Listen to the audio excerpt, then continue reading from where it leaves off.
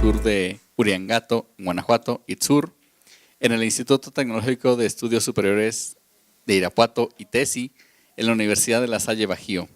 Actualmente es profesor e investigador en la Universidad de Guanajuato y coordinador de planeación del campus Irapuato Salamanca. En el ramo industrial ha colaborado en diversos proyectos con empresas como Comisión Federal de Electricidad, IMEXA SADCB, Altos Hornos de Monterrey, y fue jefe del Departamento de Concursos y Contratos de la empresa de reparaciones industriales de Salamanca, Ridesa S.A. También cuenta con diversas publicaciones en revistas y congresos de tanto nivel nacional como internacional. Es member del IEEE desde el 2002. ¿Pero? Bienvenido. Muchas gracias.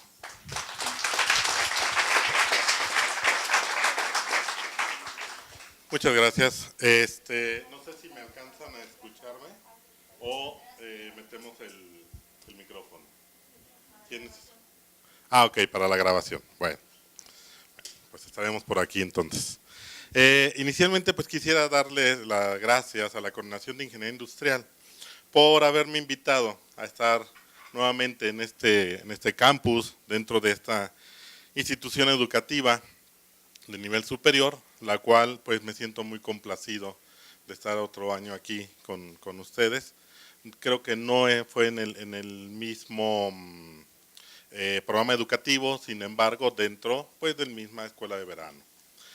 Y en esta ocasión pues vengo a traerles una muestra que salió de el resultado que tuvimos de un proyecto que realizamos para una empresa de electrodomésticos que se encuentra ubicada en la ciudad de Celaya, Guanajuato. Esto me interesa mucho que lo sepan porque dentro de lo que es la docencia y al momento de casarlo con la investigación, yo he escuchado mucho que los alumnos dicen, bueno, ¿por qué llevo esta carrera? Esta materia, ahora llamadas UDAs, unidades de aprendizaje. ¿Por qué esta UDA? Porque en realidad, bueno, la voy a llevar pues porque está en la retícula y pues la tengo que pasar, pero me causa mucho dolor de cabeza, no le entiendo, no le veo su aplicación, ¿no? Y pues en realidad no es cierto, todas las materias contribuyen, todas las UDAs contribuyen de alguna manera en un perfil de egreso que las personas que diseñaron ese programa educativo pensaron, ¿qué necesito o cuál debe ser el perfil ideal de un ingeniero industrial? ¿Qué debe de saber? ¿Qué competencias? ¿Qué habilidades debe de tener? Y en función de eso, de esas competencias y ese desarrollo de habilidades, pues se crean las UDAs, se crea el programa educativo y se ponen las UDAs. Y cada UDA pues contribuye en un menor o mayor proporción al desarrollo de esas competencias y habilidades. Sin embargo, para el estudiante no es muy claro esto. Dicen, bueno, tengo que llevar métodos cuantitativos, tengo que llevar IDEO 1, IDEO 2, tengo que llevar, no sé, X, cualquier otra materia, ¿no? Desde matemáticas, cálculo, etcétera. Y tiene un porqué, ¿no? Y precisamente esto que les vengo a presentar, pues responde a esa inquietud. ¿Cómo se ve aplicado allá afuera en la industria? Y cómo cobrar. ¿Cómo también cobramos esto, no? Lo que aprendemos aquí dentro de las aulas tiene aplicabilidad afuera y se puede desarrollar. En mi caso, pues como ya lo escucharon, yo tengo mi doctorado en el área de ingeniería eléctrica, pero fue desarrollando la teoría de bifurcaciones y caos, que son pues matemáticas un poco pues más avanzadas y se pueden aplicar a muchos casos. Este es el primer caso que hicimos. Quiero decirles que después de esto ya hemos hecho varios casos más que durante el desarrollo de la plática les estaré platicando, pero con esto empezamos y tuvimos muy buenos resultados. Aunado a esto, es importante que entendamos que los ciclos de mejora continua son vitales. Actualmente, todo lo que es calidad y mejora está permeando en todas las áreas y a todos los niveles, inclusive dentro de la educación. ya no es factible un programa educativo en donde se quede el conocimiento únicamente en las aulas o en los laboratorios, ¿no? Es importante validar y entender el perfil y que podamos nosotros demostrar que nuestros alumnos obtienen ese perfil. Y esos son, pues, lo que nos están diciendo los organismos acreditadores. Actualmente estamos ya enfocados hacia un concepto de internacionalización porque estamos globalizados completamente. Y si nosotros seguimos pensando en que la educación es como se venía dando en años anteriores, pues vamos a quedar fuera completamente. Entonces, este trabajo pues responde principalmente a esa inquietud que tienen de cómo puedo aplicar una materia o lo que encuentro en una materia hacia afuera. Entonces, empezando, ¿el control está aquí? ¿Es en esta computadora? Sí. Ok. Bien, la industria electrodoméstica. En México se encuentra posicionada en una tabla como se la voy a mostrar ahorita, y es el principal exportador de electrodomésticos de América Latina y el sexto a nivel mundial, y es el primer exportador de refrigeradores con congeladores de puertas exteriores y separadas. Tenemos varias empresas que se dedican a este tipo de manufactura, desde Mave, Whirlpool, etcétera, etcétera.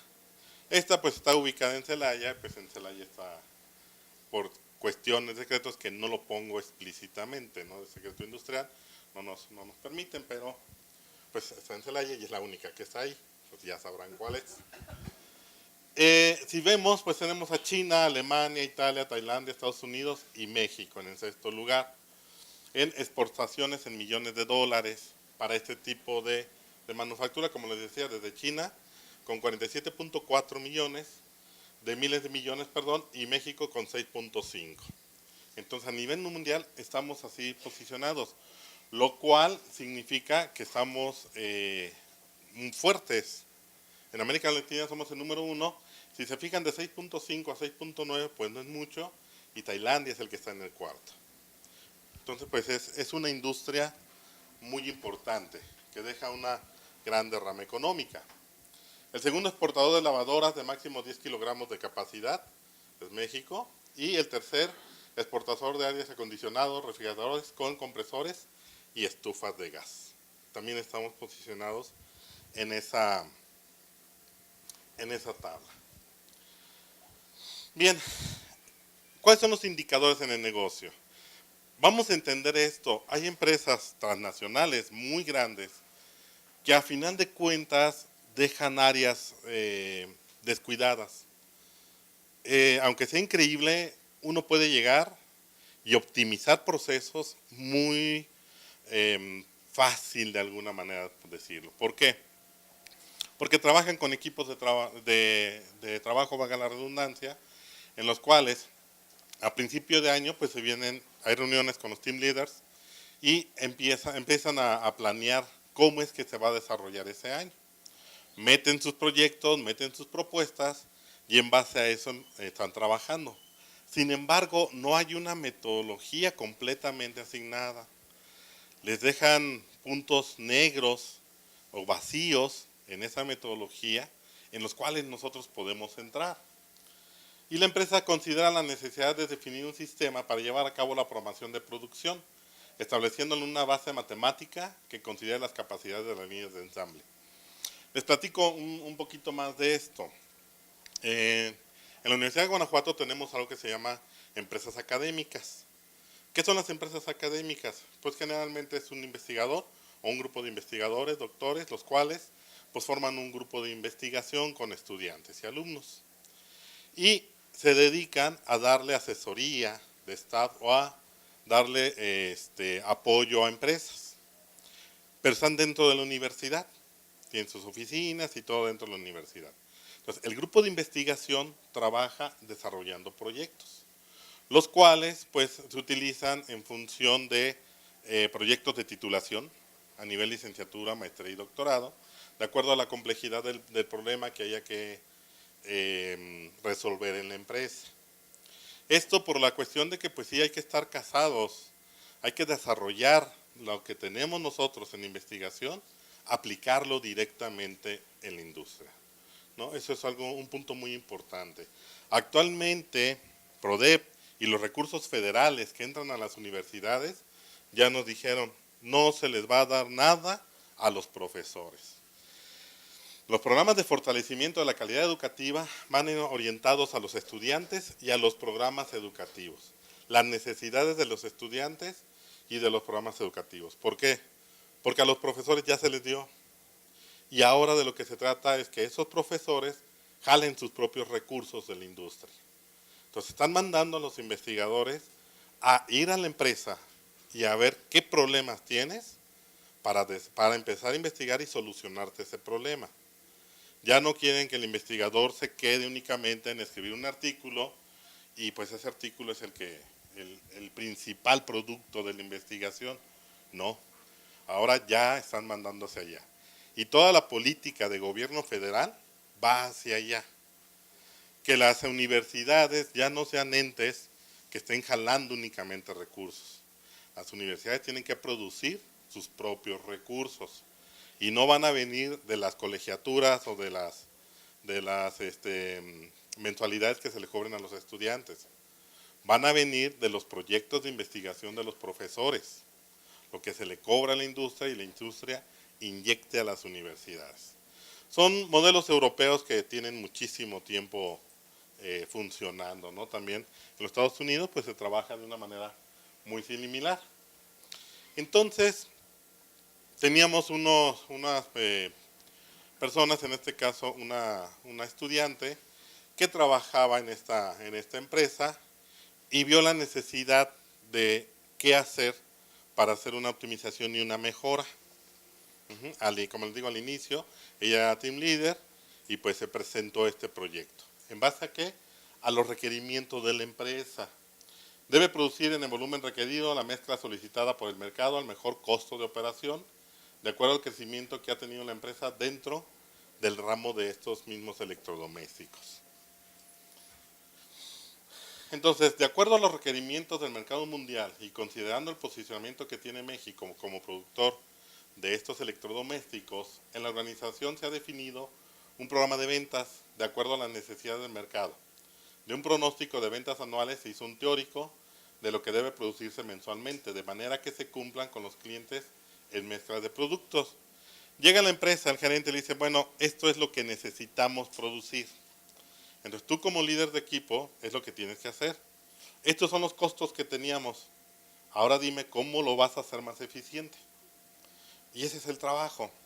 Y eso es lo que tienen que ver, cómo hacerlo más eficiente. En otras palabras, pues optimizarlo. Entonces, ¿qué es lo que aplicamos aquí? Pues lo que ustedes ven en investigación de operaciones.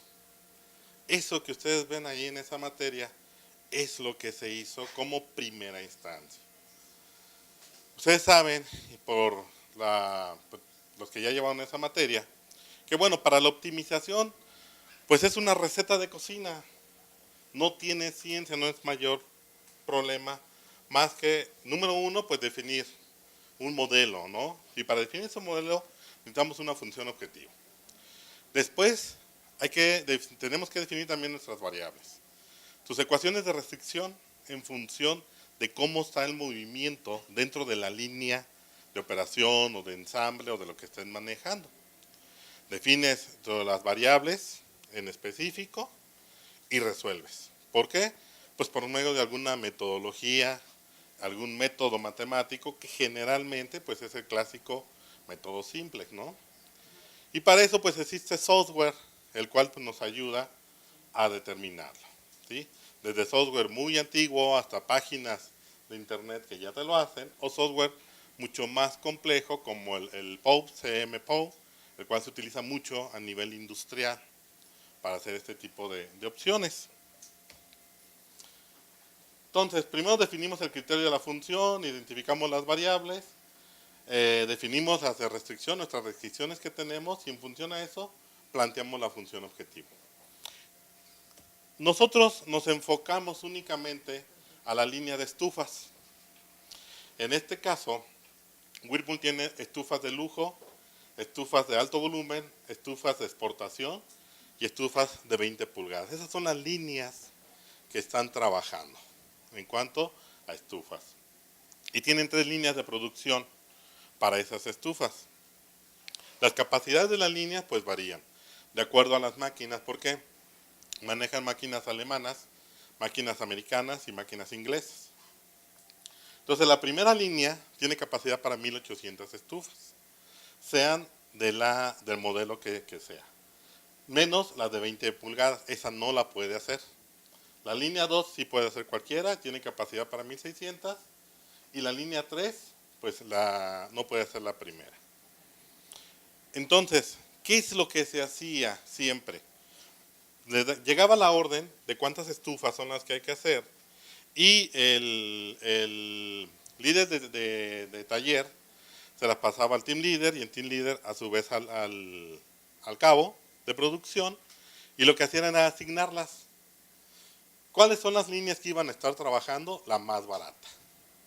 Hacían con esa lógica. Por ejemplo, si una me costaba $250 producirme una sola estufa y la otra me costaba 160 la misma estufa, pongo a trabajar la de 160 al máximo y complemento con la que le siga en costo. Y así, si se fijan, es una lógica de producción hasta cierto punto económica, costeable y, valga la redundancia, lógica. Pones a trabajar lo más barato y lo más caro lo metes para alcanzar a tu producción. Bien, pero precisamente es lo que nos enseñan en las clases de IDO, ¿no? Que tengamos una mente abierta, que no nos quedemos con ese tipo de lógica, porque a final de cuentas lo que nosotros estamos analizando son sistemas de producción. Y los sistemas de producción tienen varias variables que entran en juego, y al momento de modificarlas o de variarlas, valga la redundancia, pues nos pueden dar una solución mucho más óptima. Y fue lo que hicimos, metimos variables, quitamos lo que se tenía y en cuestión de eso, pues sacamos nosotros una función objetivo en la cual vienen los costos, viene el número de estufas que se ensamblan en cada una de las líneas de esa producción. Y a continuación, pues nos vamos a las capacidades de las líneas. Porque no le voy a poder sacar a la línea 1, digamos, 5000 estufas. ¿Por qué? Pues porque no tiene esa producción, tiene esa capacidad, perdón. Tiene nada más la capacidad de 1800. Entonces, si se fijan, las primeras 3 ecuaciones son las que son referentes hacia la capacidad de la línea. Entonces, no pueden ser mayores a las capacidades que yo tengo en cada una de las líneas de producción. Las últimas ecuaciones son las referentes al pronóstico que me da Mercadotecnia en función de cuántas estufas de cada uno de los modelos son las que debo de producir por día. Esto es por día, diario. Y entonces en función de eso veo cuáles sí pueden, cuáles no pueden y cómo lo voy sacando. Y ya armo mi modelo matemático. Ese modelo matemático, pues como ya dijimos, lo metemos a un método cuantitativo de solución, como el método simplex, y encontramos una solución. ¿Cuál es esa solución? Bien, la de producción antes de la programación lineal, esta de aquí, la tercera columna, es como estaba trabajando la empresa. Y si se fijan con respecto de los costos que están reflejados en la función objetivo, pues es cierto, trabajan las más baratas. La línea 1, con respecto de la primera estufa, saca 600 unidades. La línea 1, con respecto del segundo modelo, 1200, del tercero no saca.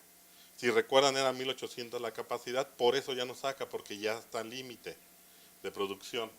Y así consecutivamente, con la de 1400, 200 unidades, y hasta la última de 600 unidades. Con eso sacaban la demanda, la demanda estimada, y teníamos un costo de producción de $781,000, ¿sí? Por línea.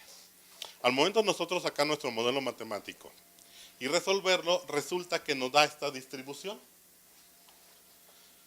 600 está bien, tiene que trabajar la línea 1, la línea 1 con la estufa 2, con el segundo modelo, no debería de producir 1200, debería de producir 1000. La línea 3, la línea 1, perdón, con el modelo 3, 200. La línea 2, que en el primer modelo pues no producía, en el segundo no. En este modelo, 1600. Este modelo no producir. Y hasta la línea 3, con el último modelo, producir 600. Es una distribución diferente. Cumplimos con nuestra demanda de producción y tenemos un costo de $779,000. ¿En qué se nos ve reflejado esto? Bien, el objetivo general de este caso de estudio está definido en establecer un sistema de producción optimizado. Esa es la idea.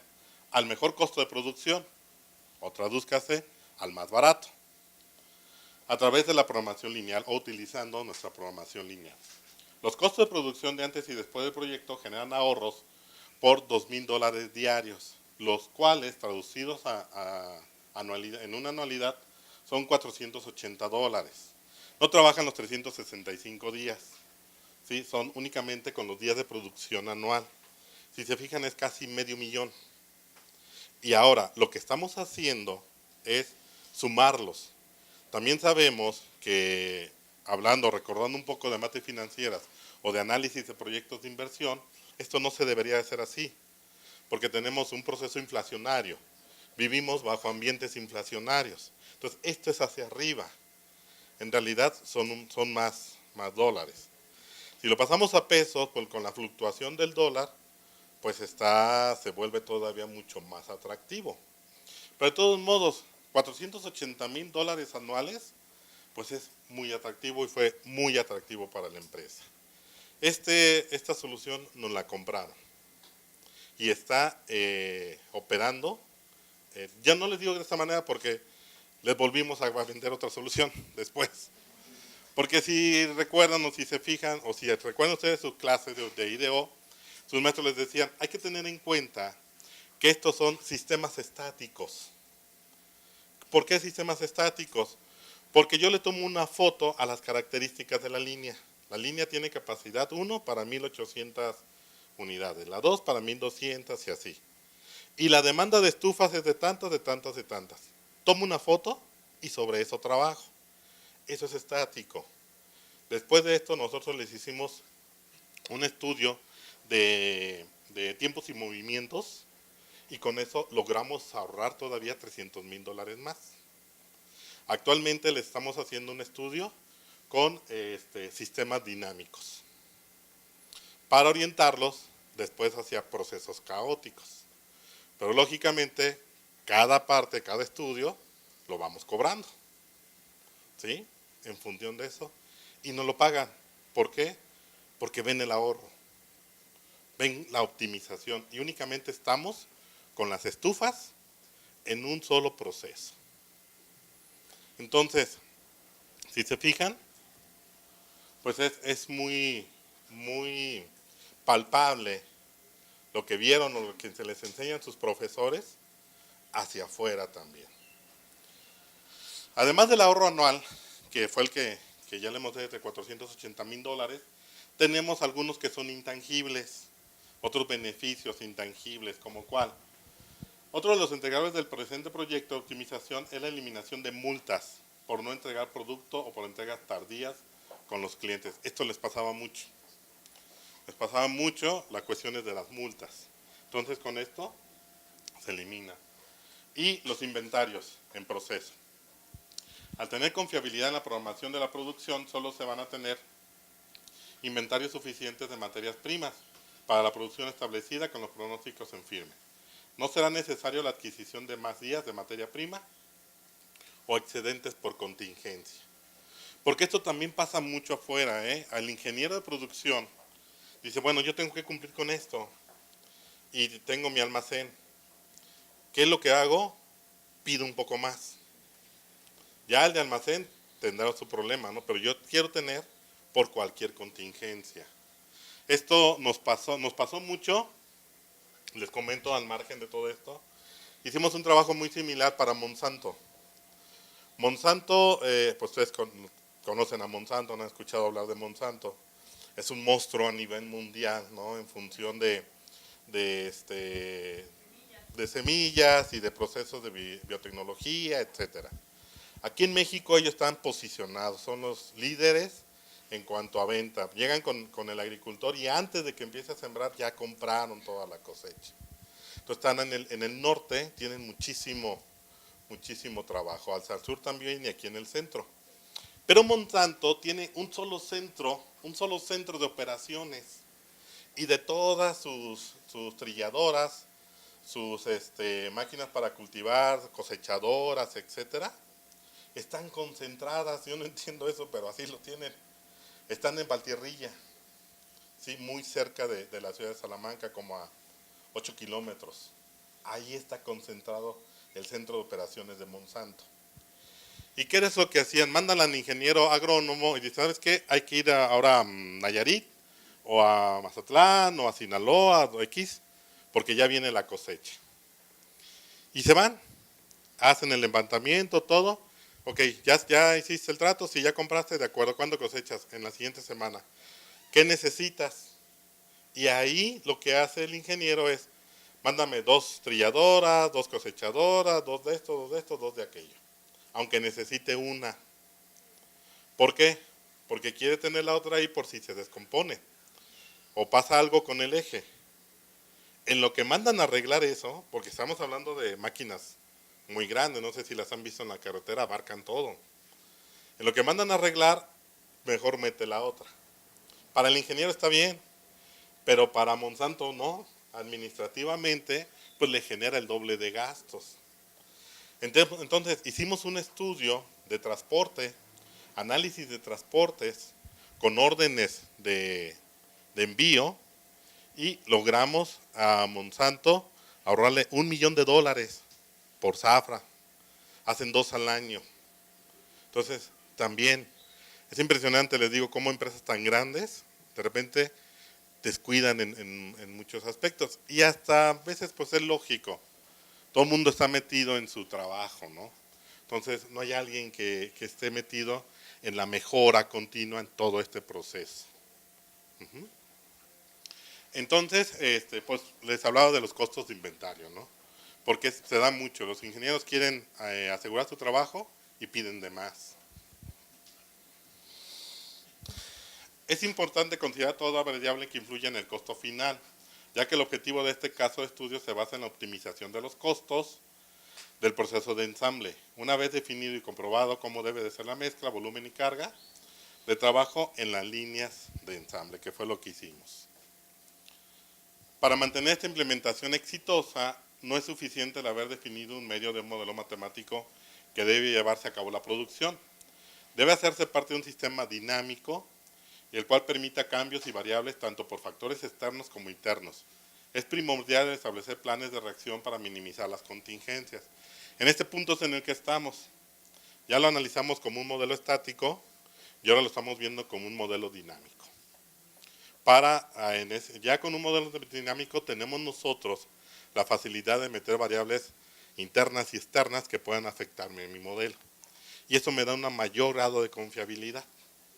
Sobre esto nos vamos a pasar después a escenarios, se le llama económicamente estresantes, que son probablemente de tipo de bifurcaciones o de tipo caótico. Sobre todo ahorita, que no se ha firmado todavía el Telecán, hay mucho incertidumbre y mucho nerviosismo en cómo van a quedar las cosas. Entonces, ese tipo de fenómenos o de escenarios no se vienen contemplados ni se van a reflejar aquí. Pero se pueden hacer por medio de análisis de sistemas caóticos. Allí es donde entra todo esto. El conocimiento. El conocimiento es el motor para trascender en la sociedad y la posibilidad de influir en el exterior. Aprendan esto.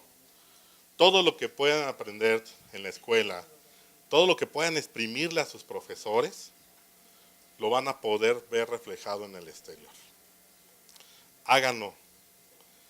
Tengan esa hambre de conocimiento.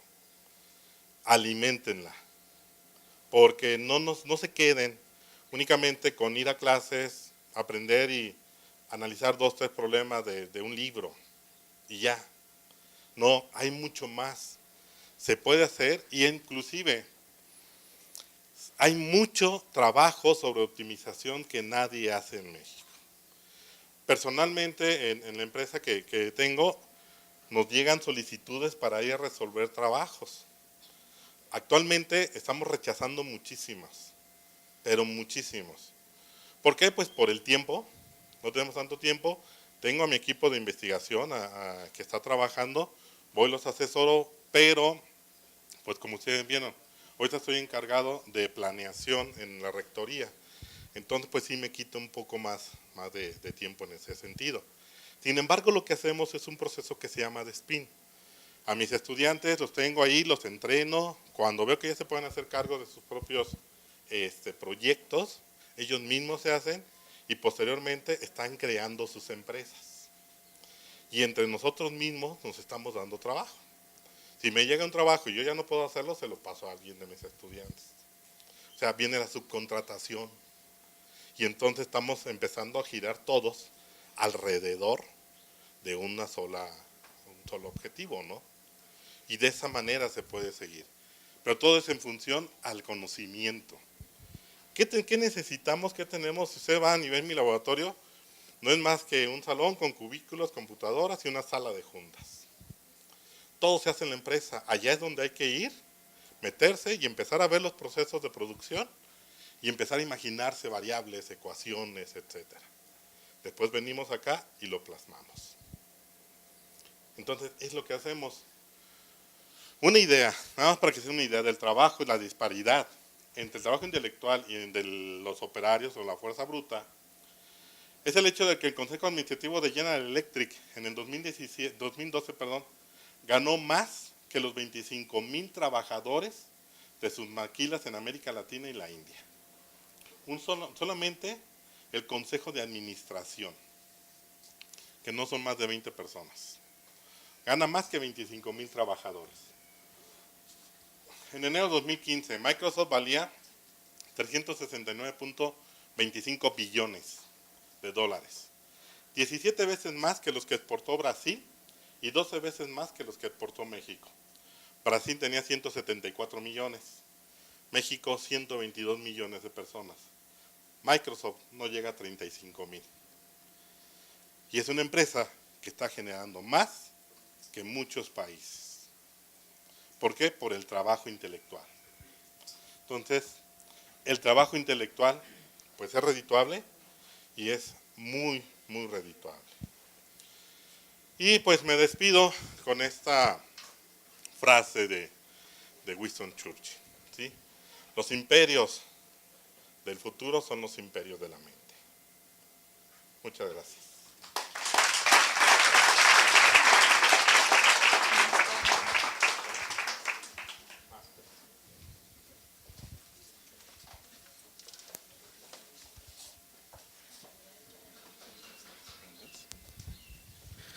Bueno, pues ahora la sesión de preguntas.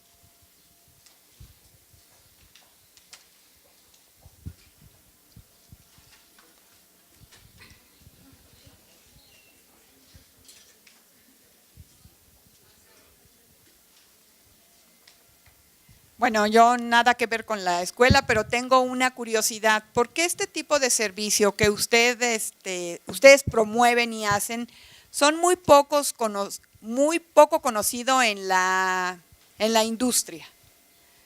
Por ejemplo, estaba escuchando, no alcancé a escuchar completo, pero veía el caso de que se resolvió en esta empresa. En el caso de nosotros, de la pintura, yo veo ahí algo que pues llega a haber unos cuellos de botella. Claro. Cuando a veces hay alguna promoción, algún producto nuevo y pasa que es un caos, no hay material, no hay producto y es muy poco conocido ese tipo de servicios hacia las empresas. ¿Por qué no hay esa difusión que debiera de haber para pues que sea una ayuda mutua, ¿verdad? Claro. O a veces el empresario pudiera decir es tan codo que dice, ay, no voy a gastar en esto? No, en realidad no es cuestión de dinero, ¿eh? Miren, yo les digo más o menos lo que uno cobra por un trabajo de estos es entre el 8 y el 12% de lo que le logre ahorrar a la empresa. Entonces el empresario ve y dice, bueno, a final de cuentas tengo una ganancia en ahorro de un 90%, no importa lo que sean 2 millones, 3, 5, voy a tener 90% más. Entonces en realidad no es cuestión de dinero, es cuestión sí de conocimiento. Ahora, ¿por qué no se da a conocer o por qué no se sabe mucho de este tipo de trabajos? Como les decía, yo conozco únicamente 3 empresas que están dedicadas como staff a apoyar a otras empresas. Y 2 de ellas están ubicadas en la ciudad de Monterrey. Sí, la gente de la Universidad de Nuevo León está trabajando en esto también fuertemente, ¿no? Con el doctor Héctor Altuve tiene un grupo muy fuerte de esto. Y hay también un grupo de investigación trabajando en la UNAM y nosotros. Somos los que conozco en este sentido. Ahora, ¿por qué no se da? Yo creo que corresponde a varios factores. Número 1, a las reglas que había puesto hasta anteriormente la SEP de cómo iba a evaluar el investigador. Entonces, en función a cómo evaluaban a los investigadores, el investigador trabaja. ¿Sí? Y los investigadores somos muy criticados porque dicen, bueno, sí, haces tus trabajos, estás metido en teoría del caos y todo, pero ¿qué sale de ahí? No, pues un artículo. ¿Y qué? ¿No? O sea, de ahí no se ve reflejado. Personalmente, yo al acabar mi licenciatura, como ustedes lo escucharon, soy ingeniero electricista de formación, creé una empresa y empecé a trabajar, duré un año trabajando y me di cuenta de que hay muchísima problemática dentro de la industria en general. Y me di cuenta de que con lo que yo sabía no podía resolverlo. Entonces, por eso fue mi inquietud de seguir estudiando una maestría y posteriormente un doctorado. El doctorado ya fue porque me gustó la investigación. Por eso. Pero regresé a la parte de crear una empresa, ¿no? Y como cambiaron un poco las reglas, como les decía, ahora ya nos dicen, ya no les vamos a dar el dinero que nos piden, ustedes tienen que buscarlos, tienen que ir a la empresa, solucionarse y de esa manera meter dinero a la universidad. Entonces, pues a mí me cayó como anillo al dedo, ¿no? Depende mucho de la formación del investigador también. Creamos la empresa, ahí también hay doctores en ingeniería mecánica que están haciendo estudios de termodinámica y de econometría en funciones térmicas, también a empresas sobre todo de productos alimenticios. Pero es igual, de la misma manera, gente que de alguna manera estuvo trabajando en la industria y después siguió estudiando y sacó un doctorado y ahora regresa a la industria a resolver problemas. Esa es otra. En realidad, tenemos 4 empresas y somos cerca de 250 investigadores. Entonces somos muy pocos. La otra, estamos ubicados en Salamanca y Salamanca está pues en un corredor industrial importante, ¿sí? Desde Querétaro hasta León. Por eso decía, nos llega muchísimo trabajo y no podemos resolverlo, estamos rechazando mucho trabajo, ¿no? Entonces, si aparte nos damos más a conocer o sacamos algo más así, no, pues vamos a quedar mal, ¿no? Entonces, yo a la pregunta en específico, ¿por qué no se conoce? ¿Por qué los empresarios no conocen? Creo que porque hay muy pocos investigadores en esto, metidos de esa manera, debido a cómo estaban anteriormente las políticas, y hay un mundo de trabajo tal que no nos damos abasto.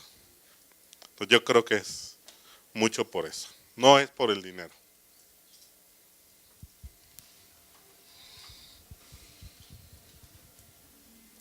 ¿Nadie más? Bueno, muchas gracias.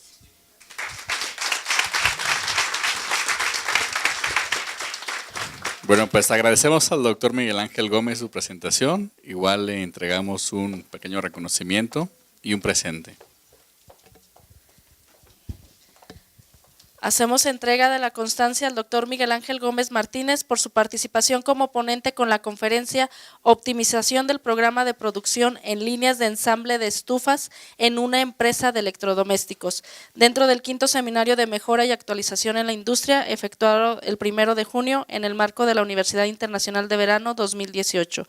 Firman doctor Aristarco Regalado Pinedo, rector de centro, doctora Rebeca Vanessa García Corzo, secretaria académica, y licenciado Carlos Palafox Velasco, secretario administrativo. Muchas gracias.